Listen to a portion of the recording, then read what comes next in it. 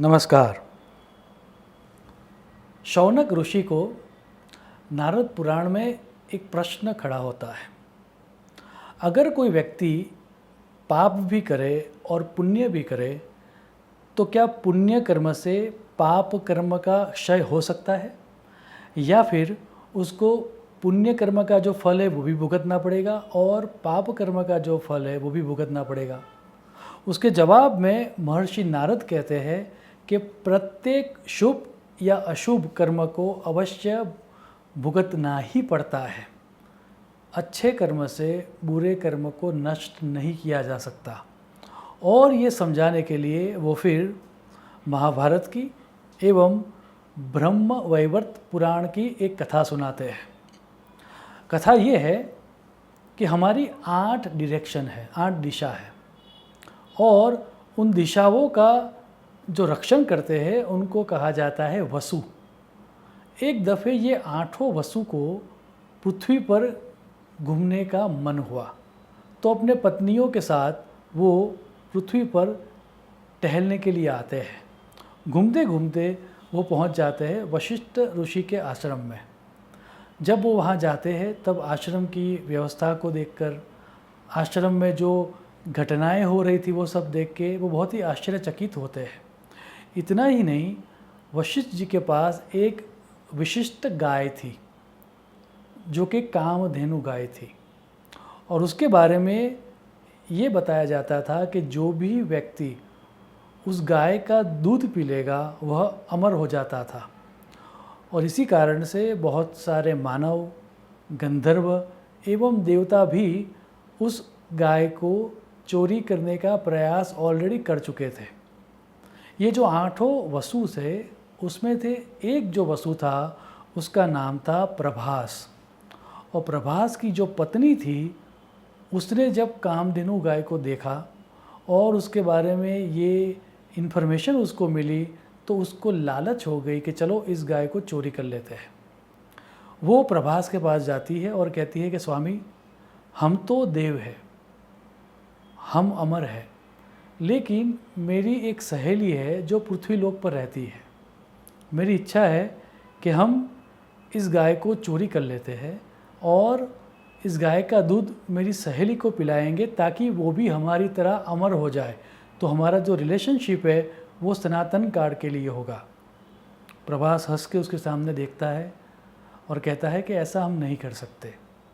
ऐसा है कि आदमी को अमरता उसके कर्मों से मिलती है, किसी अन्य का फल हम किसी अन्य को नहीं दे सकते और चोरी जैसा कर्म तो हमें करना ही नहीं चाहिए। लेकिन वो प्रभास भी अपने पत्नी के प्रेम में या मोह में वशीभूत हो चुका था। उसकी जो पत्नी थी वो बाकी की जो 7 वसु की पत्नी थी उनको वो समझाती है और 7 वसुओं को भी रेडी करती है कि चोरी कर लेनी चाहिए, उसमें कौन सी बड़ी बात है। और प्रभास को बार बार समझाने का वो प्रयास करती है।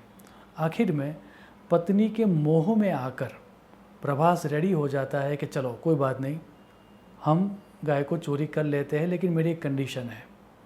अभी यहाँ पर वशिष्ठ जी नहीं है आश्रम में, तो मैं ऐसा करूँगा, अभी गाय को मैं चोरी कर लूँगा, हम गाय लेके तुम्हारी सहेली के पास जाएंगे और उसको दूध पिला के तुरंत वशिष्ठ जी आए उससे पहले ही हम यहाँ पर आ जाएंगे और गाय यहाँ पर वापस रख देंगे। पत्नी ने सोचा चलो एक दफ़े चोरी तो कर लेते, फिर आगे देख लेंगे क्या होगा। ऐसी चर्चा हो रही थी। प्रभास वसु बाकी सब वसुओं को रेडी कर रहा था। तभी at that very moment Vashishtha ji आश्रम में वापस आते हैं। और जैसा कि हम सबको पता है कि वशिष्ठ जी तो राम के भी गुरु थे, वो त्रिकालदर्शी थे, तो उनको अपनी दिव्य दृष्टि से ये समझ में आ जाता है कि ये अभी यहाँ पर कौन सी घटना घटित हो रही है या क्या करने का प्रयास हो रहा है। तो जैसा ही उनको समझ में आता है कि ये तो देवता है, उनके मन में चोरी का संकल्प होना ये भी बहुत बड़ा पाप है और मुझे उनको ये चोरी का संकल्प होने का पाप कर्म उन्होंने जो किया है उसका फल देने की मुझे कोई अरेंजमेंट करनी चाहिए। याद रहे उन्होंने चोरी की नहीं है, सिर्फ चोरी का संकल्प किया है। और जैसा ही अब वशिष्ठ जी ने सुना और सोचा इसके बारे में, वसु के पास भी दिव्य दृष्टि थी। उन्होंने जान लिया कि वशिष्ठ जी क्या करने जा रहे हैं। सबको अपनी गलती समझ में आती है, सब लोग पश्चाताप करते हैं, अपने अश्रुओं से वशिष्ठ जी का चरण प्रक्षालन करते हैं, चरण धोते हैं और कहते हैं कि हमारी गलती हो गई, हमें माफ़ कर दो। तब वशिष्ठ जी ये कहते हैं कि आप देवता हो, लेकिन सबसे पहले आपको अपने अंदर देवत्व जगाना चाहिए, और चोरी का विचार या किसी अन्य की चीज़ आप ले जाओ, वैसा विचार भी आपके अंदर नहीं होना चाहिए, लेकिन आपके अंदर विचार आ चुका, तो अब इस पाप कर्म का फल तो आपको भुगतना ही पड़ेगा। तो आपको अब इस पृथ्वी के ऊपर जन्म लेना पड़ेगा। पृथ्वी पर जन्म लेकर आपको यहाँ पर अवतरित होना पड़ेगा, आपको डिग्रेड होना पड़ेगा, देव से आपको मनुष्य होना पड़ेगा, क्योंकि आप काफ़ी पश्चाताप कर चुके हो और अपने दिल से आप माफ़ी मांग चुके हो। तो आप में से जो 7 लोग हैं, वो जैसे ही गंगा के पेट से अवतरित होंगे, गंगा खुद उनको मोक्ष प्रदान कर देगी।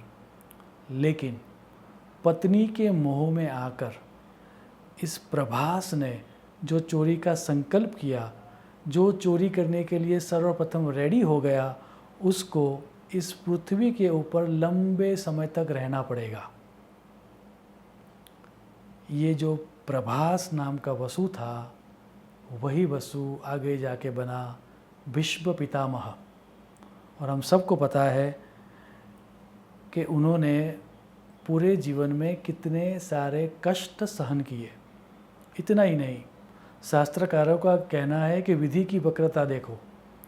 पिछले जन्म में पत्नी के मोह में आकर जिस व्यक्ति ने चोरी करने का संकल्प किया था, वो जब भीष्म बना तब आजीवन ब्रह्मचारी रहा। कर्मों की इस तरह की अरेंजमेंट होती है। ये कथा सुनाने के बाद नारद पुराण में एवं ब्रह्म वैवर्त पुराण में एक महत्वपूर्ण श्लोक दिया गया है। आप श्लोक देखें।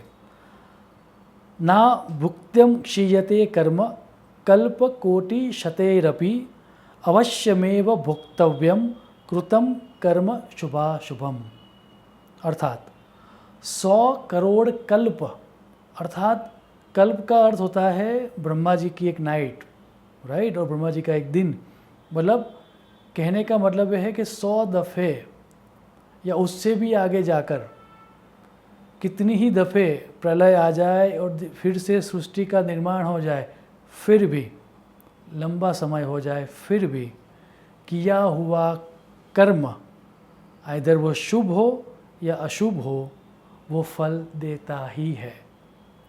याद रहे, शास्त्र यही समझाना चाह रहा है कि आप कोई एक काम अशुभ कर दो, बाद में आप आगे जाके कोई काम शुभ कर दो, तो शुभ कर्म से अशुभ कर्म का नाश नहीं होता। हमें शुभ कर्म जो हमने किया है उसका भी फल मिलेगा, और जो अशुभ कर्म किया है उसका भी फल मिलेगा। याद रहे, जिस वसु की स्टोरी, प्रभास वसु की स्टोरी हमने सुनी, अगर हम उसको ध्यान से देखें तो महाभारत में भीष्म पितामह ने, जब वो भीष्म पितामह बने थे, तब कोई भी अशुभ कर्म नहीं किया था। लेकिन स्टोरी कहती है महाभारत की, वेद व्यास जी कहते हैं महाभारत में कि महाभारत में सबसे ज़्यादा दुख, सबसे ज़्यादा परेशानी, सबसे ज़्यादा मानसिक संताप, इतना ही नहीं, आगे जाके सबसे ज़्यादा शारीरिक दुख भीष्म पितामह को ही मिला है।